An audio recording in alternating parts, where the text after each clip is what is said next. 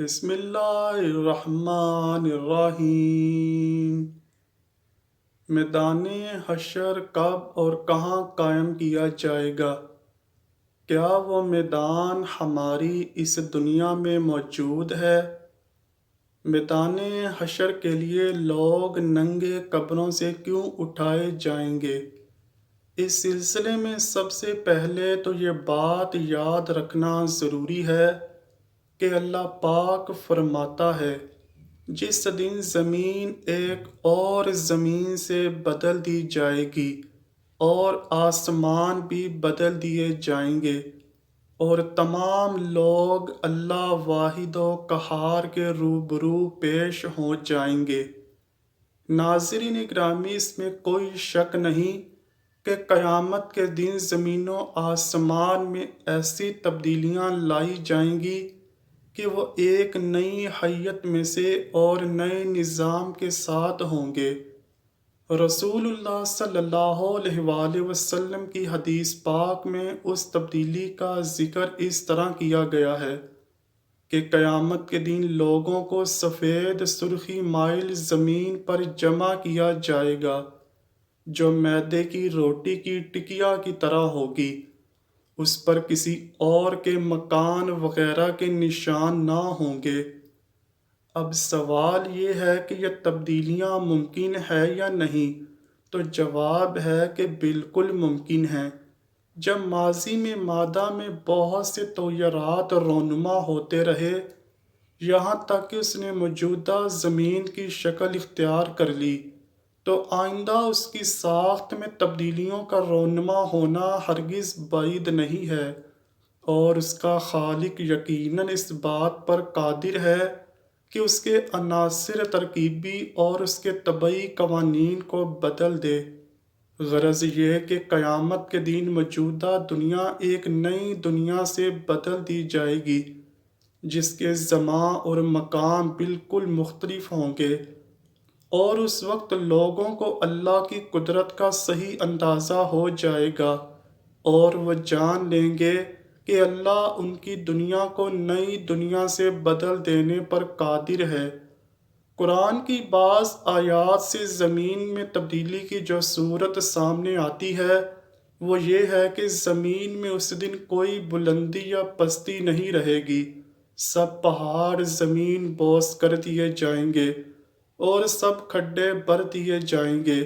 اس طرح سطح زمین ہموار اور پہلے سے بھی بہت زیادہ بڑھ جائے گی، اور سب سے اہم تبدیلی یہ ہوگی کہ سمندروں، دریاؤں اور ندی نالوں کو خشک کر دیا جائے گا، اور سمندر کی سطح کا رقبہ خشکی کے رقبے سے 3 گنا زیادہ ہے۔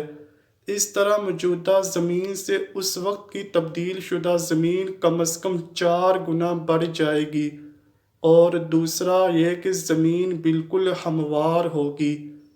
حضرت عائشہ صدیقہ رضی اللہ تعالی عنہا سے روایت ہے کہ میں نے حضور نبی کریم صلی اللہ علیہ وآلہ وسلم سے پوچھا، زمین کے بدل جانے کے وقت لوگ کہاں ہوں گے؟ آپ صلی اللہ علیہ وآلہ وسلم نے فرمایا، پل صراط پر۔ عمرو بن میمون حضرت ابن مسعود رضی اللہ تعالی عنہ سے روایت کرتے ہیں کہ رسول اللہ صلی اللہ علیہ وآلہ وسلم نے یوم تبدیل الارض غیر الارض کی تفسیر میں فرمایا، وہ سفید زمین ہوگی گویا وہ چاندی ہے، اس میں کوئی حرام خون نہیں بہایا جائے گا اور نہ اس میں کوئی گناہ کیا گیا ہوگا۔ اب آتے ہیں اس سوال کی طرف کہ موجودہ زمین کے لحاظ سے زمین کا وہ کون سا حصہ ہوگا جہاں محشر برپا کیا جائے گا؟ ناظرین گرامی، موجودہ زمین کے لحاظ سے ارض محشر کا خطہ سرزمین شام ہوگا۔ امام احمد نے مسند اور حاکم نے مستدرک میں حدیث بیان کی ہے۔ ترجمہ: تم اس طرف پیدل سوار اور منہ کے بل گھسیٹتے اکٹھے کیے جاؤ گے، اور اپنے ہاتھ سے ملک شام کی طرف حضور پاک صلی اللہ علیہ وآلہ وسلم نے اشارہ کیا۔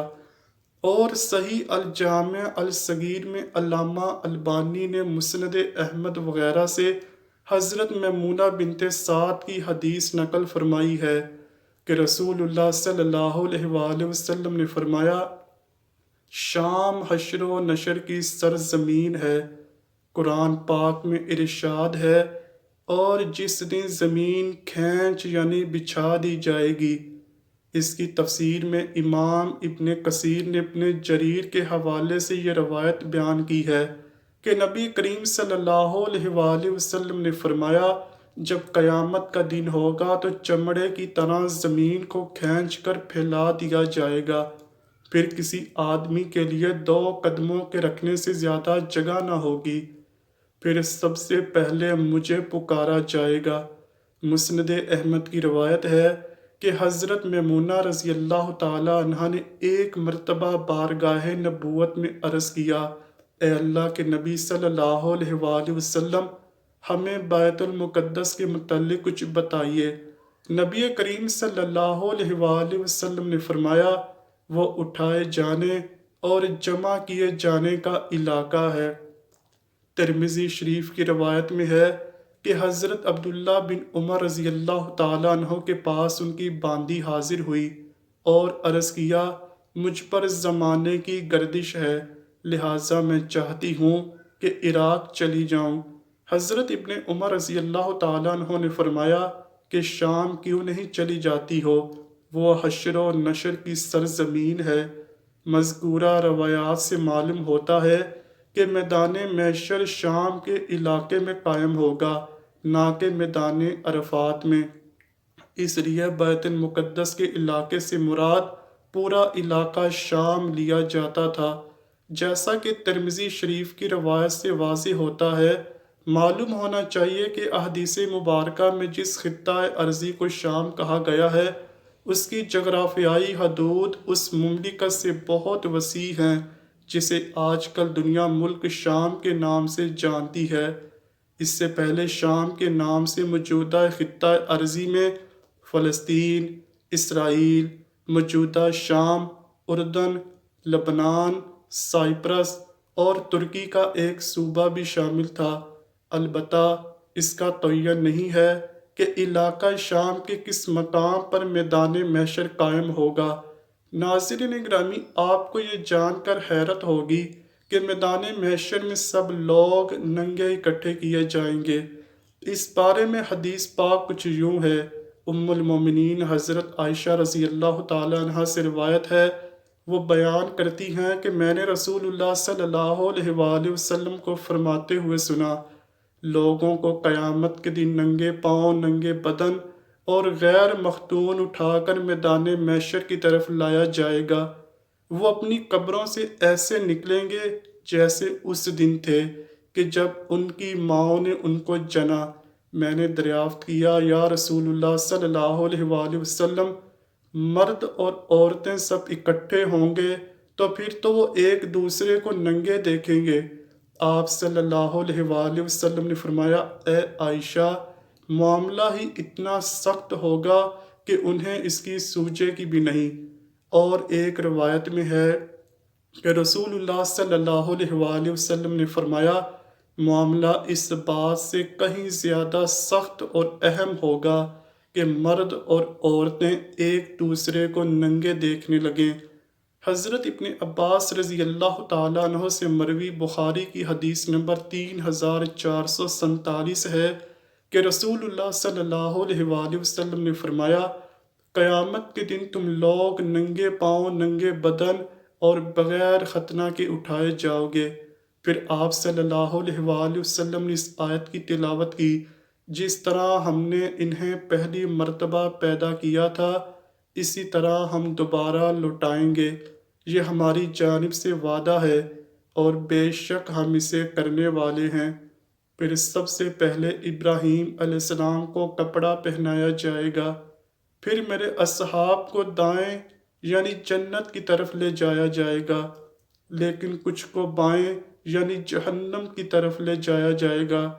تو میں کہوں گا، یہ تو میرے اصحاب ہیں، لیکن مجھے بتایا جائے گا کہ جب آپ ان سے جدا ہوئے تو اسی وقت انہوں نے کفر اختیار کیا۔